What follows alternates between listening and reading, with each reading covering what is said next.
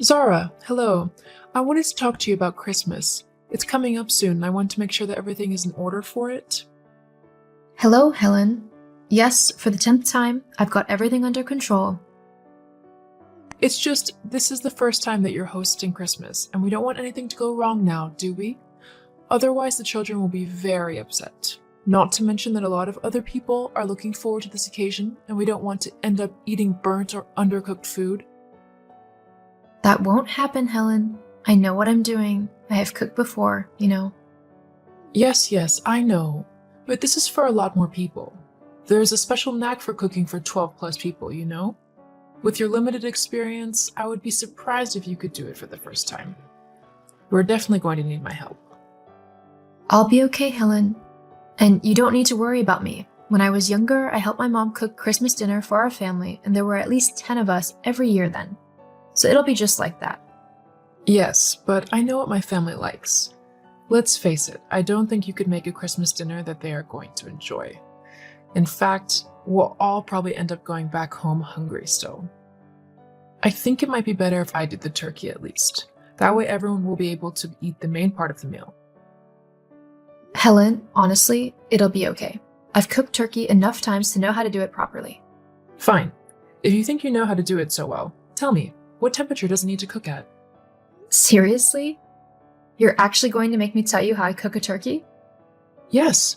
I want to know that my family and I aren't going to get food poisoning because of you.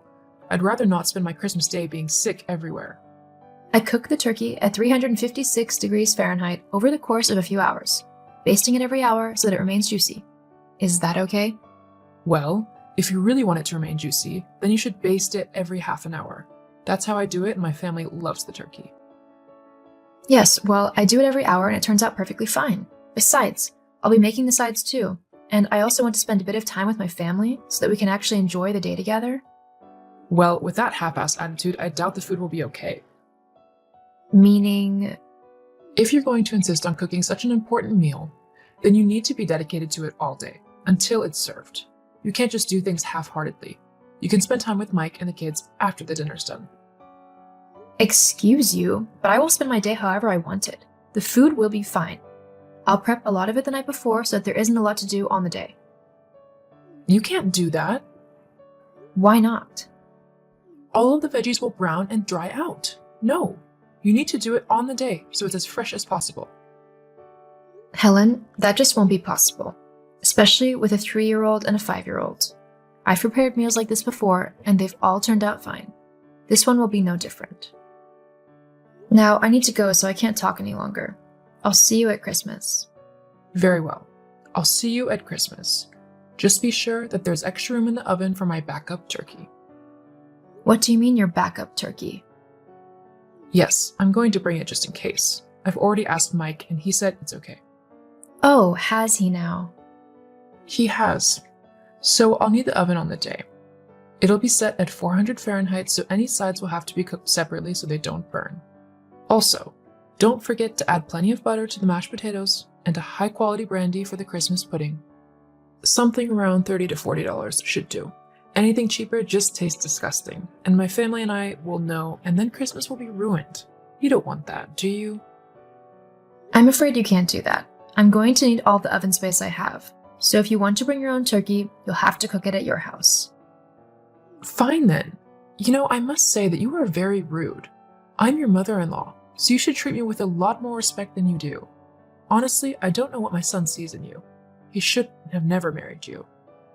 Well, that's not a nice thing to say now, is it? It doesn't matter.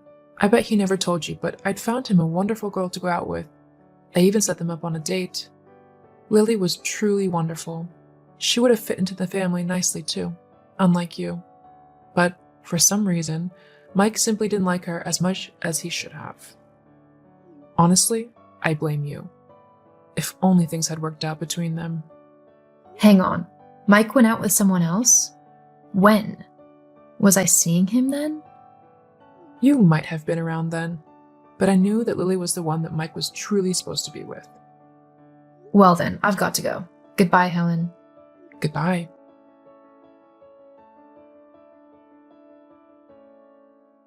Mike, honey, are you there? Hey, sweetie, how's your day going? Well, not the best, to be honest. Just now, while I was trying to shop for some of the kids' presents, I had your mom message me, telling me all about how she thinks that I'm going to do the Christmas dinner wrong and how none of your family will like what I cook. God, I'm so sorry, Czar. Honestly, don't listen to her. Everyone will love your cooking. I know I do. In fact, I'd have to say you're a better cook than my mom has ever been. Really? Yeah, in my opinion, my mom actually burns the food whenever she cooks it. There's always a bitter taste that goes with it. Plus, this is our first time hosting Christmas, so I'll definitely be around to help if you need or want it. But your mom said that she had asked you if she could cook a backup turkey in our oven and that you had said yes? Whoa, hang on a minute. I never said anything about her cooking a spare turkey in our oven. We're gonna need that space for the rest of the food. This is the first time that I'm hearing anything about her doing that. She's not texting me to ask at all. So you didn't tell her she could do that? No, not at all. I know how important this day is to you, and I never do anything to take it away from you.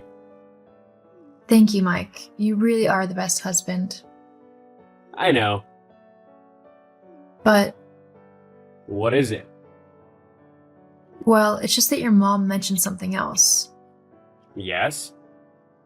She said that she set you up on a date with a woman called Lily, and that she did it whilst you were seeing me? Jeez, she told you about that? So it's true? You were dating other people when we were going out? No, I promise. Look, my mom did set me up with her, but I swear that I had no clue about what she was doing. It was a surprise blind date. My mom asked me to meet her at a restaurant so we could have dinner together, but when I got there, she told me she wasn't going and that there was a young woman in her place. I was mortified at what she'd done, so I immediately told Lily that I was already in a happy relationship and that I wouldn't leave you for the world. But why didn't you tell me about it? I guess I didn't want to taint your opinion of my mom. We'd only been going out for a few months, and I didn't want you to think that my mom hated you. I see. I guess I see where you're coming from. It would have been a bit awkward. But I know for sure she hates me now. I'll be surprised if she doesn't turn up with an entire Christmas dinner. Well, this has gone on long enough. I'll not have my own mom disrespecting my wife like this. And to even try and interfere with our marriage and make you doubt my love for you? That's definitely a big no. She needs to be taught a lesson. But what can we do? Well, Christmas is coming up. Do you mean uninvite her? I think it might be the best option, especially if she's not going to respect us as a couple. I don't want someone so hateful and disrespectful around us during the holidays. If she wants to come, then she needs to apologize to you first. Thank you, sweetie. I'm so grateful you're willing to stick up for me. Hey, I love you. Besides, I had to grow up with my mom, so I know what she's like. I'll let her know her decision tomorrow. Okay, I'll see you soon then. Love you. I love you too.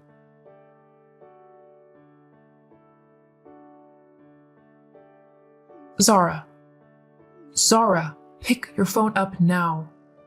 Oh, hello, Helen. How can I help you? Cut the goody two-shoes act. You know what you've done.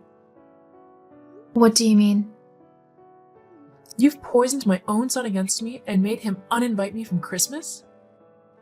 I've not done that, Helen. Your own horridness has done that to you. Don't lie to me. It's all your fault. I know it. All I told him was what you said yesterday about how you were going to bring another turkey to undermine me, and how you tried to get me to doubt him by telling me about that Lily girl. He didn't need to know that, though. Look, you can come to Christmas at ours once you've apologized to me.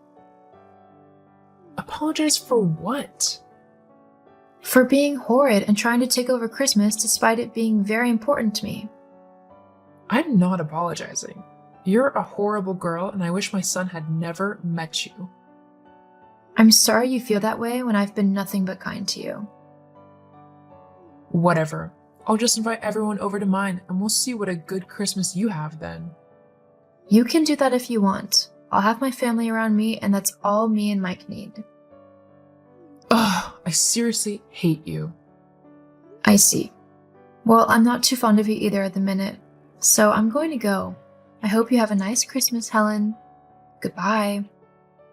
Well, I hope yours is rubbish. Well, you won't be there, so I don't think that's possible. Why, you. Just you wait and see.